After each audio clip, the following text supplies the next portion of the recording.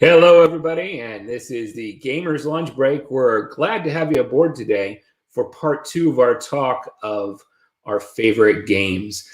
First, I want to give a big shout out to all our producers in the studio today, and there's a bunch of them. Sylvia, Giacomo, and Mary, thanks so much for making this show possible. I'd also like to give a shout out to everybody out there in North America. If you haven't played the new games from DV Games right now, you should. Deckscape Crew versus Crew is out. It'd be pirate themed. And if you want a great mystery, well, I can let you in a little secret.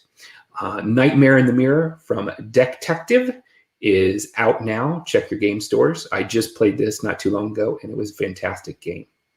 But let's get to the show today and our favorite games. I'm going to bring on my sidekick, the man with the nicest beard in all of Italy, Federico Tini. Welcome back to the show. Hello, everyone. Thank you, Bryce, for having me on the show. Hey, you are welcome here anytime, buddy. It looks like there's a little bit of a sharper image and new setup over there in Perugia. Is this true? Yes, as a matter of fact, we're trying to set up a nice streaming station. So we have 3 cameras in here, a professional microphone, and we try to make things look as good as we can. That's excellent. Okay, so. Several times during the show today, we're going to take some like news side cuts to you, and you'll just do dramatic turns. Okay. So okay, I'll try. I don't know. Yeah, I don't know who's controlling the cameras though, so I just snap around. All right, folks, let's get right into it. If you watched part 1 of our show a few weeks ago, you found out some of our favorite games. These lists that we have put together do purposely exclude DV games. We're big fans, obviously, but we wanted to be completely objective in our choices. So let's go ahead. We can still do some product placement as the Bang mug. Sylvia, can you get? Oh, there you go. Yeah, there we go. Now remember, if you want a Bang mug like that, those mugs are coming to North America. If you get involved in an organized play tournament at your local game store in the fall, we'll be having those tournaments. And if you win, you can get yourself a Bang mug or Bang glass or one of many other prizes. So, but let's kick it off. Federico, what is on your list today? So, if Sylvia can bring up the first image, we have Everdell. Everdell, released in 2018. I think it just became one of my favorite games of all time. In the first month, I had the chance to play with it.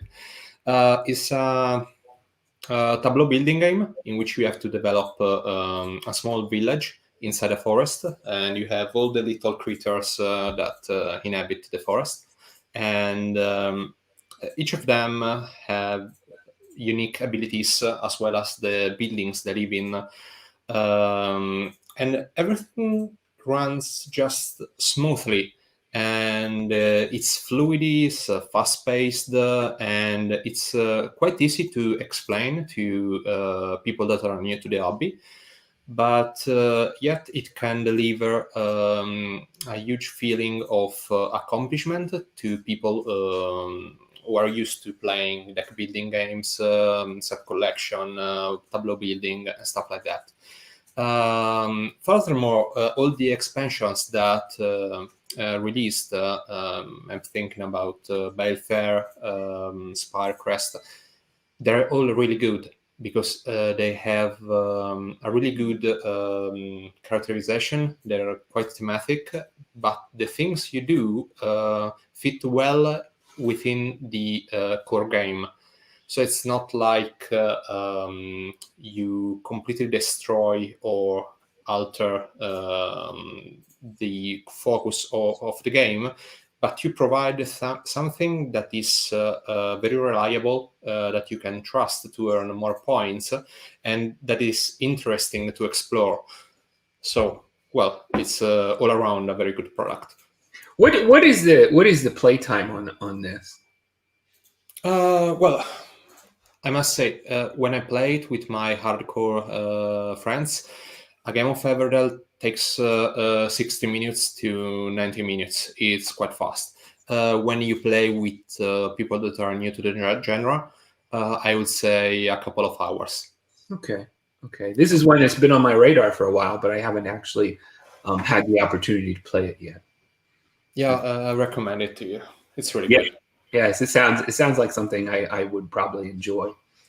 Okay, well, we'll bounce it over to me, and I'm going to go with now. I have to preface this by saying I'm not normally a huge Euro guy, and that's because at the beginning of the Euro movement, I wasn't intrigued by any themes. But there is one Euro game that I absolutely love, and it's a theme that a war gamer like me can't get enough of, and that is Stronghold. Hold on, we're going to change the camera. Yeah. Wait, can I do a dramatic? Oh, we don't have we don't have two cameras here. Yeah, okay. I'm still going to do it. Yeah, that could work. So Stronghold.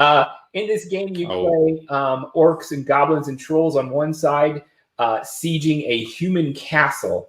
It is kind of an asymmetric game, but the idea is that the longer you take to make siege engines and spells and things to make your siege successful is time tokens that the defender can spend doing things to improve their defenses. And every one of these games has come down right to the wire for me. There's a new edition, and I like the streamlined rules of the new edition a little better, but I tend to like the artwork of the old board a little more. So I bounce back and forth between editions. But if you're a war gamer and you want to play something that, to me, it just boggles my mind. No dice. A war game with no dice. I've never heard anything like it, but it is fun. Is it mathematic? Like you just add the strength of the units, do the difference? Yeah. And so when they're on the wall, and there's different sections of the wall, the trolls are worth 3 points, the orcs are worth 2, the goblins are worth 1, and then the humans on the other side have a similar point value. And then the difference in the wall is the number of points you have to lose in casualties. So the loser has to take points from the wall. And when there's a breach, the game is essentially over, and you count victory points. Now, one game, I think the new edition, works just off of breaking in. You have like 7 turns to break in. This previous edition had some victory point things you can do to kind of change the outcome right at the breaking point. Play time, you're probably looking at a couple hours. But there's just so much to love about this game. When you're an attacker and you have a siege engine attacking, you can take out miss cards as they come out of the game, indicating that your siege engines are getting more and more accurate, so they're going to hit more. You can put guys in the hospital and heal them and move them back out. You can put a sniper in the bell tower in the castle and take out, one troop that you really need to kill on the attacker's side. Just a lot of strategic choices in a very well-designed Euro package. Now, how long does it take to play a game of Stronghold? So you're probably looking at 2 hours. It does have an undead expansion. I have not been able to play that yet. But for 2 hours, you're going to get a very immersive pressure cooker siege engine. And a lot of times Euros, I don't think fully realize their theme, but this is one that does. Every step of the way, you feel like the attacker, you feel like the defender, you feel a sense of urgency. And it almost always comes right down to the wire. And for what you said so far, it is mainly a 1v1 game. But as for higher player counts, so you can play this with 4, and you play teams. Okay. We take control of different aspects, and I'm going to explain one other game in my next turn that's very similar in that 1v1, 2v2 kind of system. But yeah, it's not a high player count. I kind of like it when it's 1v1. Because you're in charge of all your actions. When I play as a team, sometimes I don't agree with what my teammate's doing. It happens. So I like it a little more as a 1v1 game, but yes, you can definitely play it with 4. Okay. So what do you have for us now for your next choice? Well, my next game is going to be Chronicles of Crime by David Sicurel, a French author, and it was produced by Lucky Duck Games via a successful Kickstarter campaign. And Chronicles of Crime is a investigation game, but the nice twist about it is that you have an interactive part with an app that you can download on your mobile phone or the tablet or stuff like that. So what the device allows you to do is to go inside the crime scene. So you can look through the screen of your device, and it's like having a small window from a fixed point of view, usually in the middle of the crime scene. You can just look around and describe what you see to the other players in the room with you. They have, on the other hand, a bunch of cards that have all names of things that may be clues, they may be not clues. So you have to be very perceptive about what you're going to tell them, because you don't want to lead them astray. So you want to be very careful to distinguish between something that is just a small pile of trash and something that indicates maybe the signs of a fight, for example. So you, one player goes inside the crime scene, tells the other what he's seeing. The others select all the cards that are related to that, and then you can, via the app, verifying what your intuition were by elaborating each and every card you selected. You can move around various area of the city, or well, even regions with the expansions. You go from place to place. You have characters that are not they are not standing still for the entire case. They move around. They consider what's the time in the day when you want to meet them. If you want to go in a shop at midnight, you're gonna find it closed. And it's very thematic. I think the campaign that is contained in the core game was one of the most dramatic escalations I ever played in a game of investigation, where you could say a game takes about 2 hours to be completed, to be played. And the 2 first expansions are really good, because one is called Noir, and it is set in the America of the 1920s. So it's a new take on being detective, because in the core game you're used to be a modern detective with all the technology that is going to help you. But in the Noir expansion, you are a hard-boiled detective. So what you need to do is to maybe sometimes use violence. You have to bribe people, and you have to do everything it needs to be done to catch the culprit. And the last expansion of the first cycle of the game is called Welcome to Redview, and that is a sort of Stranger Things ripoff. So you have the classic bunch of kids from the 80s. Something very weird happens, and it's just a lot of references from everything that was very famous in the 80s and in the early 90s. Many quotes from Stephen King's books also. It's very... it's a whole experience that you have to play. I will suggest it with the same people from the beginning of a campaign to the very end of it. So I think you sold me on the expansions. The film noir thing is awesome. I love watching old noir films, and of course, I was a child of the '80s, so that would be a lot of fun too. So that's one that's gonna make my list to play. yeah, the writing is really good though. So Yeah. It's also Yeah. nice to go through it. Yeah, that's awesome. Now, in that game, is there a victory point scoring system, or is it merely finding the murder person or object? So, well, there's a sort of scoring system. I will say the most important thing is to answer correctly to the questions. But since it's a game that relies on an app, what they were able to do is to introduce the passage of time. So let's say you start a case at 9 a.m. in the morning. Every time you do an interaction, 5 minutes passes. And it doesn't seem like a lot, but when each card is 5 minutes, when you have to travel from one place to the other, it's maybe 15, 20 minutes.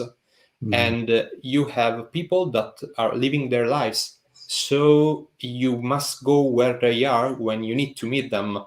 And you have to keep track of all of that. You understand that the time is not that much that you have at your disposal. And in some of the most action-packed cases, if you go past a certain point in the day, something that is irreparable happens. So there's a twist in the plot, and maybe you cannot save a hostage, for example, from that point on, because the kidnapper maybe killed them. So yeah, that's awesome. That's really cool. I love the little time indexes. Is perfect. Yeah, it's very immersive. Yeah. All right. Well, I'm going to bounce to my other 1v1, could be 2v2 game. We're going to go back to space. I spent a lot of time talking about battle stations last time, but I'm going to talk about a game of Star Wars Rebellion. And I should say I'm more of a Star Trek guy, generally speaking. Nobody's perfect. Nobody's perfect. However, what I love about this game is everything that I love about Star Wars distilled to a 2-3 hour thing. I want to fight the war. I usually want to play the Empire. I want to use AT-ATs, ATSTs. I want to invade planets, and I want to use the Death Star. And you can do that in this. And it's this asymmetric war game, but the Empire has the advantage with military forces, but the Rebellion is trying to garner support. And if they get enough planets to support them, they win. My first game of this, my wife defeated me soundly as the rebels. And then I learned a few tricks. But one of the fun things about this game is you have all the characters from the movies, and there are different ways that the war plays out. I have placed Princess Leia in Frozen Carbonite before. Okay. I have imprisoned Admiral Akbar. I have turned Luke to the dark side. He deserved it. Yes, well, they always deserve it. Yeah. I've blown up the Wookiee homeworld countless times, and enjoy it every time I do it. Kashyyyk, I think is the name. Yes. So you have these characters that go on these missions while you're playing this war game, and they interact very similar to the way they interacted in the movies, but some different outcomes can be a result of it. And when you get done playing, you just laugh about how the little differences made a completely different experience. And that's what I love about it. It is time consuming. I will say it is a time sink to set up the game. You need about 3 hours to play it. There's a lot of subsets of rules that take a while to learn, and your first game's probably not going to go well. But once you get everything down, and then you sit down with a friend and you spend an afternoon enjoying this, you get everything you want from Star Wars in that 3 hours, and you felt like you just controlled the three movies in a different way. And that's what I love about this game. The pieces are amazing. I can't recommend it enough. It is a big box game. It's going to cost you a little bit, but it will stay on my shelf probably for the rest of my days. I thought you were more of a Star Wars Legion guy type. Legion is. There's a lot of games like Legion, like the 4th edition WotC game, Expedition Castle Ravenloft. But what I don't like about those games is they have this partial terrain, Yes. this partial area that you go into, and I never feel like I get this experience of being in that environment. It seems a little too abstracted for me. But I love the miniature combat, but the story just doesn't hit the same sweet spots that Rebellion does. No, I understand what you're saying because it's the same to me with Warhammer. Because when I used to play the old Warhammer, the Fantasy Battle universe, you had an army that you controlled over a big, huge table, and you had about 100 models to arrange and move, charge, and so on. When they changed to Age of Sigmar and it became a skirmish game, I completely lost my interest due to that, because it changes the way I looked at the armies. Because I moved from an army of 100 individuals, a huge battlefield battle, to a skirmish game of 30 dudes in an armor. And that's it's interesting to bring that up, because that is exactly my same experience with Age of Sigmar. I love the old world. I love the regimented trays, and I understand that some people didn't, and it makes for a faster experience if they're skirmishing. But we used to get 4 guys, 2,000 points apiece on a massive table. It would have been 8 feet by 8 feet square. yeah. We would have taken, and you it takes an hour to set it up, and you sit back and you take pictures.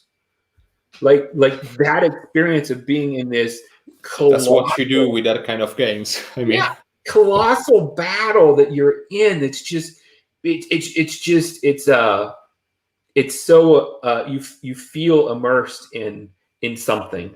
yes, And because you were fighting for the world order. Now you're fighting for a bunch of ruins in a forgotten city. I mean, it's just not the same. It isn't the same. I played Wood Elves. My wife plays Bretonians.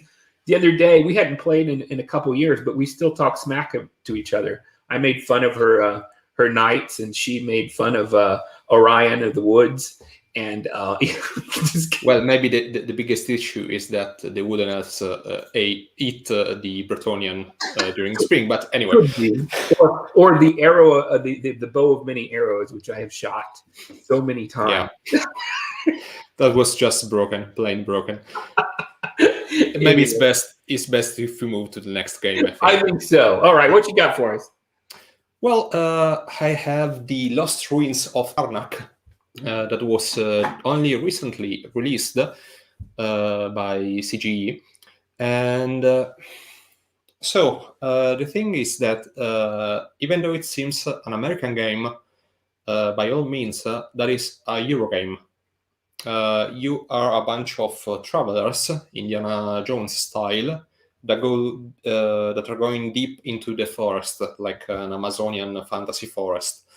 And the deeper you go, the greatest menaces and threats you have to fight. And to be able to travel deeper in the forest and to face all the enemies and go through all the obstacles that come your way, you have to build a sort of engine with your deck of cards. So there's a part of deck building, a part of exploration in the general map. You have to invest resources in what is called the research area of the main board, in which you just spend resources and you move around a set of tokens, and they cannot surpass one each other. So you have to bring them one next to the other. And you progress on that to gain huge bonuses that help you throughout the whole game. But it's, graphically speaking, it's just gorgeous. is just gorgeous looking at it. And the theme, even though there is no narration in it, you only see things. You only see the nice creatures. You only see the nice locations, the temple that you're going to explore. Still, it's very, I would say, talkative, even if there is no text involved. It's very evocative. Yeah, maybe that's the best word to use. And so when people that are not into Eurogames have a look at something like that is on the table, everything is already set up, and you just see this huge forest with the temples, with the ruins, with the monsters. You have the ships to go on the river. You have the planes, like the old charter planes, to move around. And the resources are very sweet plastic and resin tokens sculpted to resemble what they depict, like all the stone knives, the small stone tables, like the Rosetta Stone and stuff like that. People just want to get involved in the game. So even if they're not Eurogamers, they just want to play, try it, and it's a huge accomplishment for a Eurogame to be able to be so interesting for people that are not into Eurogames. So Yeah, that's interesting you bring that up because just at the beginning of the Eurogame movement, there seems to be a little bit of a lack of artwork and theme. indeed.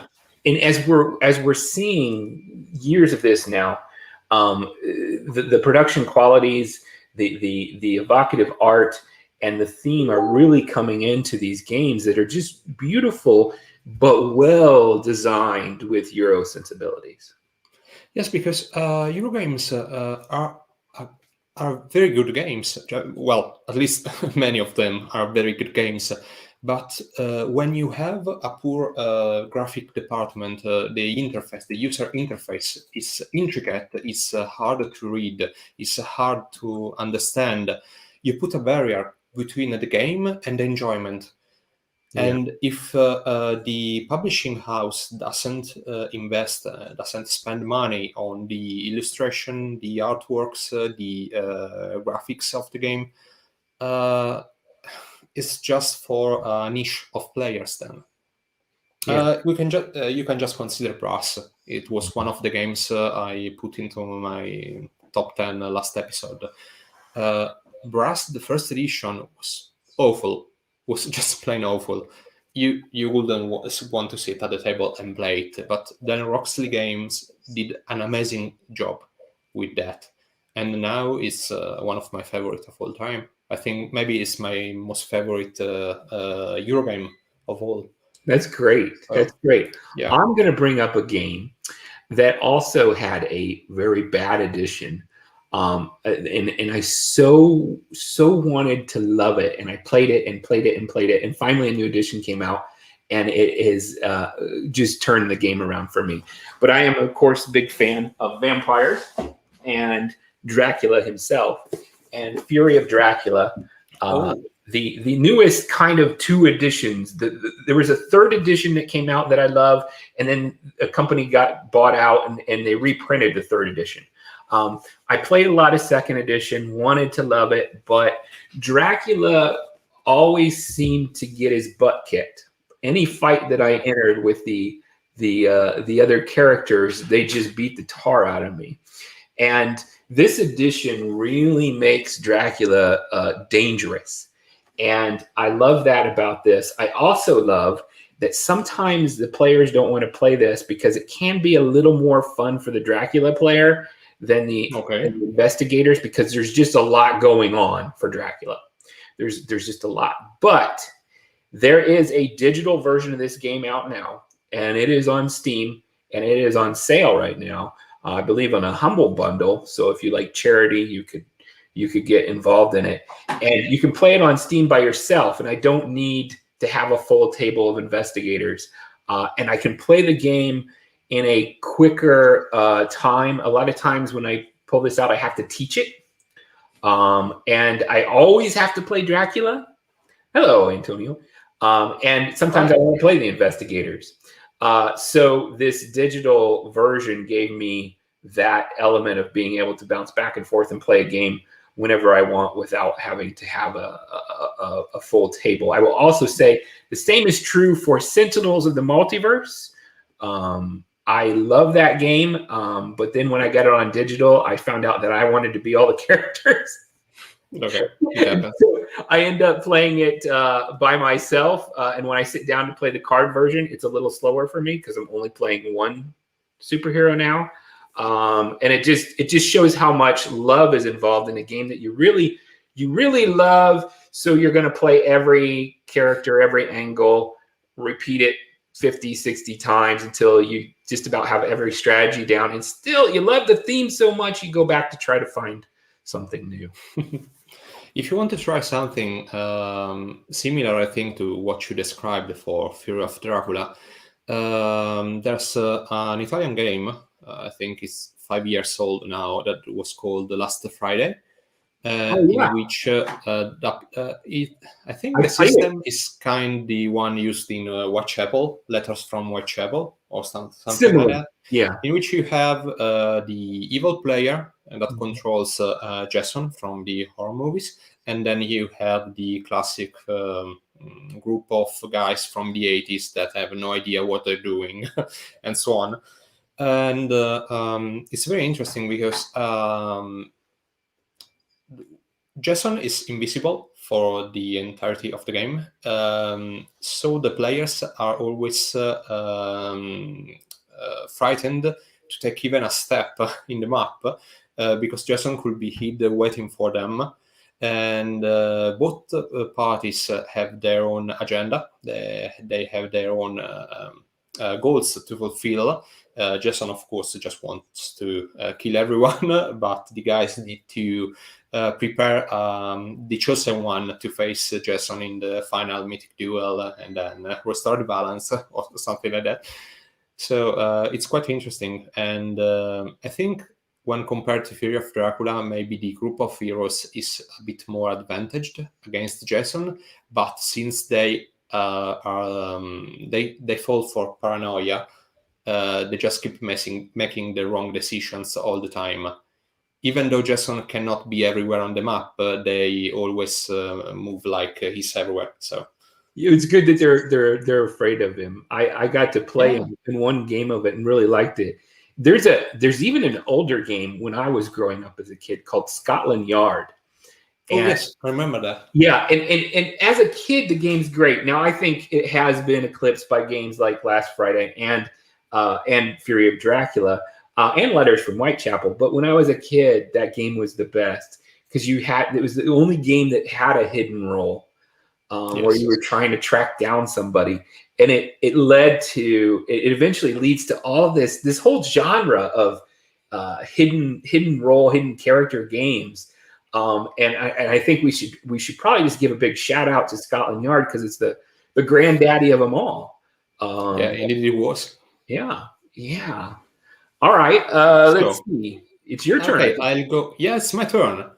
So. Okay, I swear this is the last Eurogame of the episode. Lords of Waterdeep. It was my first Eurogame. I don't like to consider Catan Settlers as my first Eurogame because I just didn't like it. So I want to talk about Lords of Waterdeep. I'm not that. I'm not a fan of the D&D universe, I would say. Not because it's not good or its stories aren't written in a way that compels me, but it's just that when I was younger, I was into other universes. So I didn't have the time to get into the D&D frenzy. So I just bought the game out of the reviews for the mechanics of it. It's, I think, one of the most recognizable worker placement game of the latest era of board game. I think it was released in 2012. And so you're in the city of Waterdeep, where there is not much space to fight with the old-fashioned group of heroes that go and defeat the monsters. But it's all political. It's all about factions that try to backstab one each other all the time. You have secret agents. You have to take control of part of the city to build buildings that other players may use, but then they have to pay you a fee to use the buildings. And the nice touch is that you don't have the classic resources in this game. You don't have the gold, you don't have wood. You have the adventurers to use and spend as resources, because now you're the one who assigned the quests to them. You're one of the overlords of the factions in the D&D world. And that's interesting because the thematic part of the game is what, the mix between the Eurogame and the narrative is what got me, is that you have a selection of quests card that you need to resolve to gain the most points in the game by the end of it. But they are all characterized by a little bit of story text, and they have a bit of characterization, and the requirements they have match what they are about. So let's say you have a quest about the Tower of Mages. You are going to need the mages that are very hard to train. You spend a lot of resources to get mages instead of getting warriors, but the payoff is huge. And you have to min-max all of that to achieve the better score by the end of the game. But it just works smoothly. It's simple. It's easy to explain. The intrigue cards are very compelling to use. Everyone is always very... I don't know how to say that in English, but they don't trust one each other because you always have a couple of intrigue cards up your sleeve. So they don't trust you at any moment. So this is an interesting game because you've taken a very American story and put a very Euro worker placement fusion to it. I think it was one of the first game that did that. I mean, yeah, and it has so much love for taking two things that are different, but both well loved by different sets of people, and combining them. Yeah. I have my last one here is a little bit in the D&D vein. So I'm going to ask everybody at home watching the show to please forgive the state of the box. This is a very old game that has been well played, and it is from the early 90s, Dragon Strike. And this game has been taped up because the box lid has seen many moves. So in Dragon Strike, this game is the game that you want to go to when you want to take a group of board gamers and you want to turn them into role players. Okay. And what it is there's 4 boards in this game. And on the 4 boards of this game are a city, a castle, a cavern, and an open meadow. And they're kind of the 4 locations that you would probably have a combat encounter in D&D, the most popular choices. You're going to play one character, and the characters are going to be very similar to the barbarian and the wizard and the thief. And you have on here, let me see if I can show you these wonderful little clips on here. Whoa, this box is so big. But you have these characters here. Now, it came with a VHS tape. Now, the VHS tape only really told you how to play. You don't need it for anything. Okay. But they hired actors in the 90s to try to play D&D characters. It is classically awful and so much fun to watch. It's beautiful. But when you turn it over, you'll see your character sheet, and it's all been distilled Very similar to D&D, but very basic. So your hit points are there. Your the die that you use to attack with is there. The die that you use to find traps is there, and it starts to teach these very common, easy steps to D&D, and it's called the fundamentals. yeah, the fundamentals, and it's called Dragon Strike because there's a little track of time with an hourglass token, and when it gets to a certain level, most adventures trigger a dragon showing up and being part of the story. So you try to get through your mission as quickly as possible, because if you delay, the chances that you have to face the evil dragon or the evil mage at the end increases dramatically, and it gets very, very hard. You also have a deck of traps, which are, first of all, treasures, which tell you, your ring of spell storing, basic D&D items that you can get. You have a deck of traps. So when players step on certain squares in the game, this little map here that comes with it tells you where all the traps are. And the players don't know. And they get to pull from a trap deck and see what transpired. And again, they're all wonderful D&D trap tropes. It tells you where all the monsters are. And in some cases, you can bargain with monsters, just like role playing. Some cases, you have to fight them. But it's a D&D adventure that takes place in an hour, and nobody realizes that they're learning D&D. Well, that's a nice catch for a game. Yeah. And so it's an hour of fun, and then they go, "Oh, this is really cool, but I wish I could do this.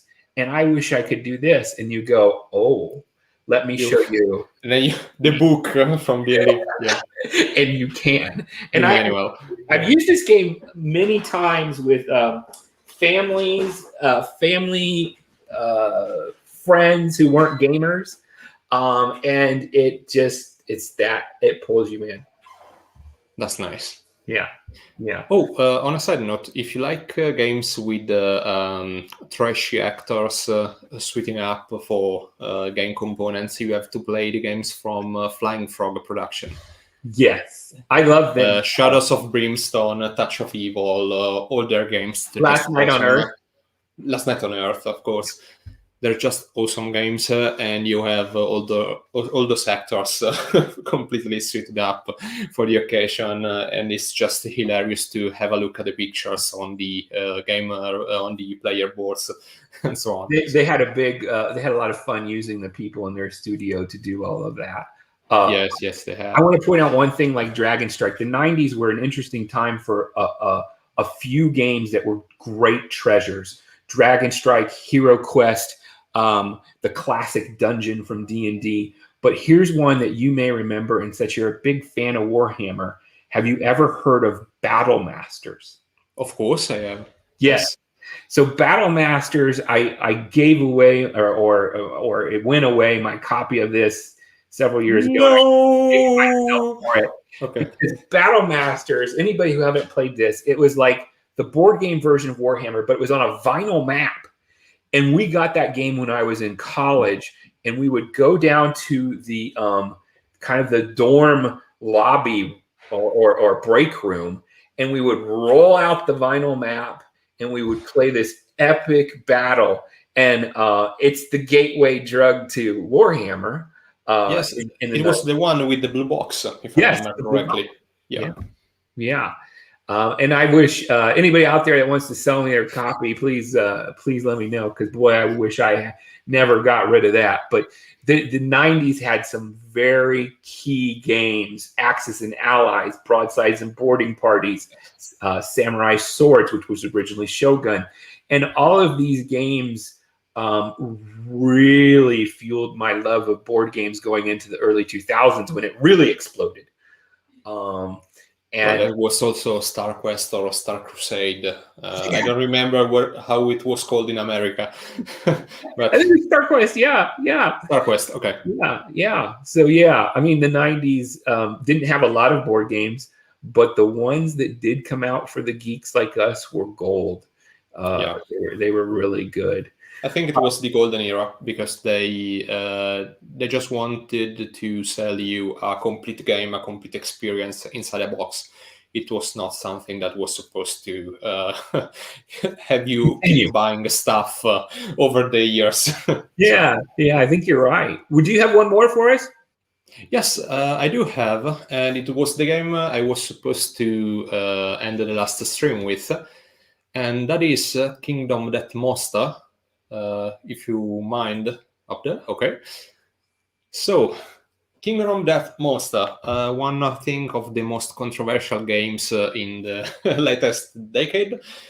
I think is I think it is my favorite American game. The price point is just is high.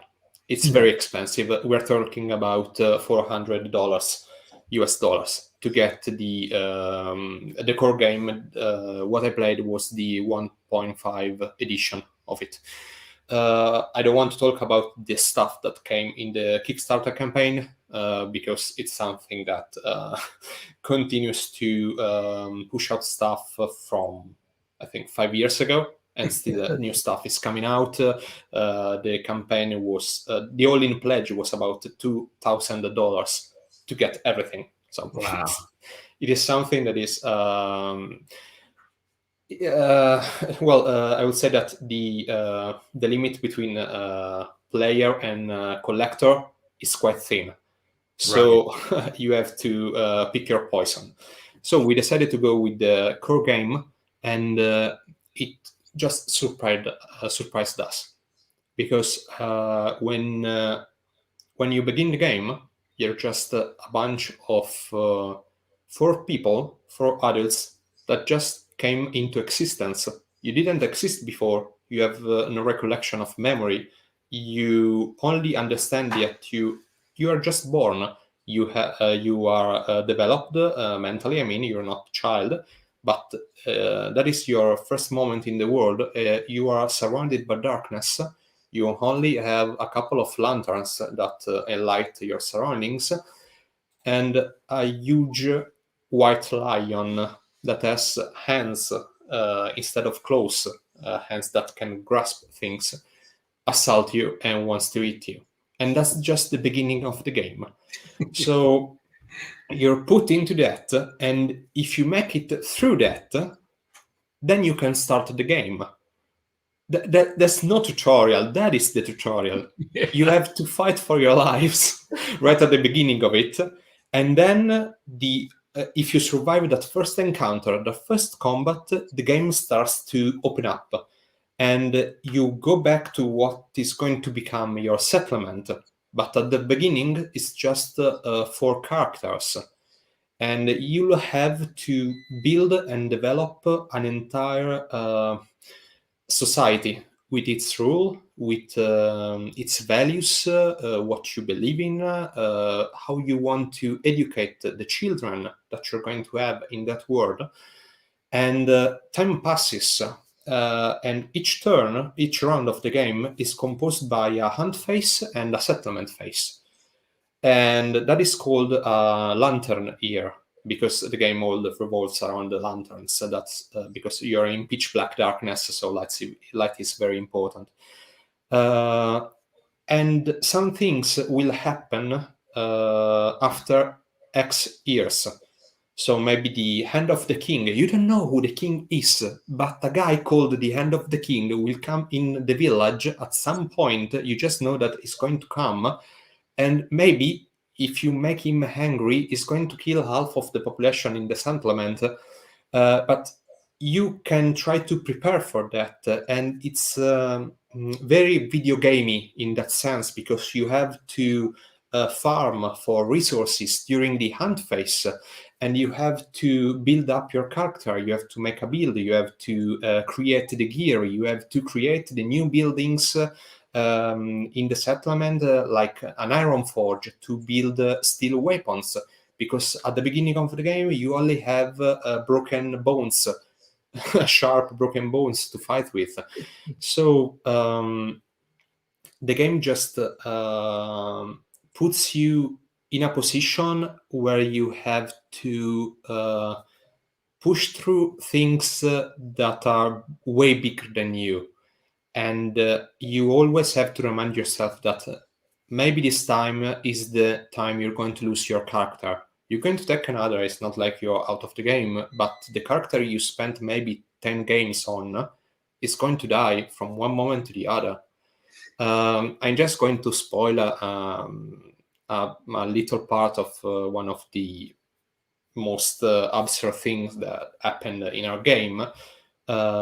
We were facing a phoenix, and we expected the phoenix to be like the classic fantasy creature that revives when it's killed. The phoenix in Kingdom Death Monster has another power. It controls time. And one of our characters in the group, one of the adventurers, he got too many penalty tokens, and he hadn't been able to remove them when the Phoenix attacked. We flipped the behavior deck of the Phoenix, and it unleashed its special attack that was the Spiral of Time. He eradicated the character from the existence, both in the past and in the future, and by doing that, all his children, everything that he has ever done was cancelled out of existence, and our memories. We have to destroy half of our character sheets because we have relationship with that person, and he was just no more. He has never been, because it was completely eradicated from the timeline. And it was just a mind-blowing moment in a game. It was the first time we ever saw something like that, something so hard to deal with. And we just wanted to keep going after that. It was not something in other games, when you lose a character in that way, when the repercussions are that huge, usually you lose your interest into continuing playing. But we just kept playing for other, I think, 6 hours straight that day. Because since the game has those two phases, and when you play them together, the cycle is quite, it's not that time consuming. It takes an hour and a bit to do both phases. You reset your brain from one cycle to the other, so you can just keep playing it for many hours. Many times we played like 10 hours straight. So, well, I think it's one of the most absurd, cruel, and rewarding experiences I ever had with an American board game. This game, a lot of people, I remember when it was on Kickstarter, and I remember being at the conventions and it being so huge and everybody was into it. And the cost of it seemed prohibitive to me at the time. But the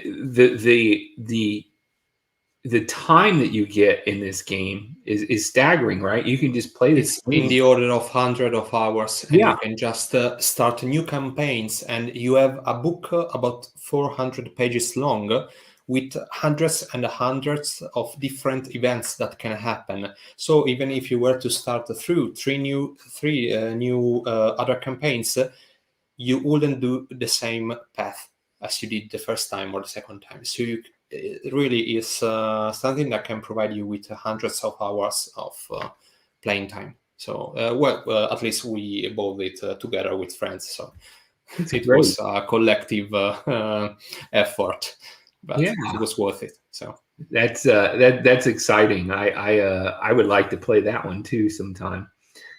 Yeah. Well, I think this concludes our list. Anybody out there, please watch us on YouTube. Leave a comment. Follow us on Twitch.